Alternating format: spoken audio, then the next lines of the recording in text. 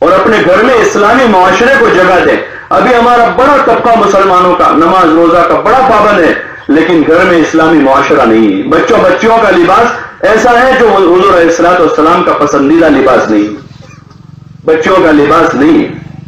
وہ تو نواز آدمی شوق میں محبت میں وہی پہنا رہا. ریڈی میڈ والے تو پتہ نہیں کیا کیا لائیں گے مستقبل میں. ریڈی میڈ جہاں سے آیا ہے نا، جن ملکوں سے ریڈی میڈ کپڑے آئے ہیں، وہاں تو اب عورت ننگی ہو چکی. وہ تو اس پر آ چکے، کیا کہتے ہیں وہ، ٹیٹو بنانے پر آ گئے وہ، کہ جسم میں لباس کی ضرورت نہیں ہے، جو پسند کا وہ ٹیٹو بنا لو پورے جسم پر اور پھر اس کے ساتھ. تو کیا ہم ٹیٹو بنائیں گے مستقبل میں 15 سال کے بعد؟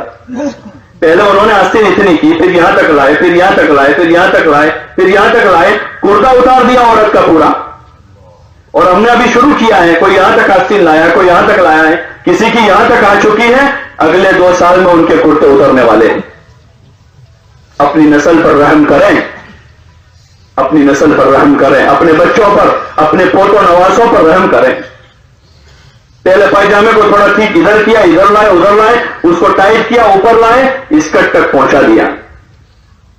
اب وہ اسکرٹ ادھر جائے گا اور کچھ باقی نہیں رہے گا. اہل یورپ اس معاشرت پر تھوک چکے ہیں، وہ اس پر تھوک چکے ہیں جس کو ہم چاٹ رہے ہیں. اسکول والوں کا یونیفارم، اسکول والے تو کل ننگی بچی مانگیں گے کہ دے دیں گے ان کو. بہت سو کو دھوکہ دے رہا ہے شیطان کہ ابھی اس کو پڑھانا بھی ضروری ہے آج کل، اور اسکول کے یونیفارم میں ہی ہے. وہ تو کل کو 10 سال کے بعد آپ سے ننگی بچی مانگی تھے، ننگی دے دیں گے ہمیں. کوئی غیرت بھی تو کوئی چیز ہے، حیا بھی کوئی چیز ہے. حیا تو ایمان کا سب سے بڑا حصہ ہے. حیا ایمان کا سب سے بڑا حصہ ہے. آدمی اپنی ذات پر برداشت کر لیتا ہے، جب اس کو کوئی اس کی بیٹی کی گالی دیتا ہے برداشت نہیں کرتا، تو اس بیٹی کو ننگی کر کے بھیجنا کیسے پسند کرتا ہے؟ کوئی آدمی سامنے آمنے سامنے اس کو گالیاں دیتا ہے برداشت کر لیتا ہے، مارتا آدمی مار کھا لیتا ہے، لیکن بیٹی ہو جانے کے بعد کسی باپ کو اس کی بیٹی کی کوئی گالی دیتا ہے آدمی پسند نہیں کرتا. اور وہ آدمی اپنے لگتے جگر کو، اپنی بیٹی کو اسکول بھیج رہا ہے اتنے سے اسکرٹ میں اور اتنے سے فراک میں. 10ویں میں لڑکی پڑھ رہی ہے، 15 سال کی بچی ہے، 16 سال کی بچی ہے، 17 سال کی بچی. اس کو بچپن سے یہی سکھایا ہے.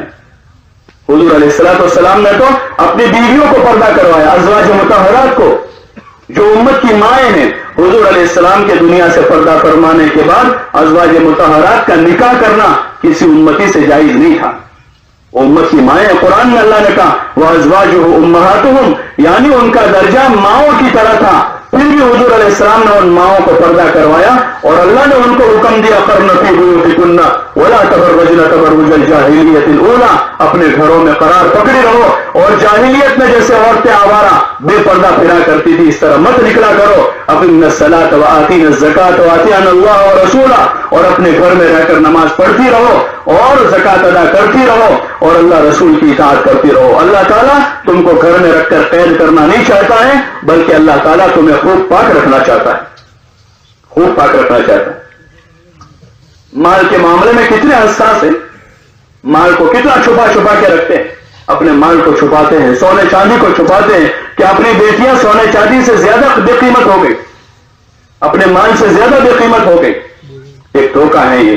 اپنے گھر میں اسلامی معاشرے کو جگہ دے. اگر آدمی جینا چاہے 101% اسلام کے ساتھ اس ملک میں جی سکتا ہے، 101% اسلام کے ساتھ اگر وہ جینا چاہتا ہے تو جی سکتا ہے. لیکن خود ہی مسلمان اگر نہیں چاہتا ہے، اپنے گھر میں مسلمان بن کے جینا نہیں چاہتا، تو پھر ناچ نہ جانے آنگن ٹیڑھا ہے. تو ہی نہ چاہے تو بہانے ہزار ہیں. ایجوکیشن بہانہ بن جائے گا اور مارکیٹ کی خریدی بہانہ بن جائے گی اور ایران توران سارے بہانے ہو جائیں گے.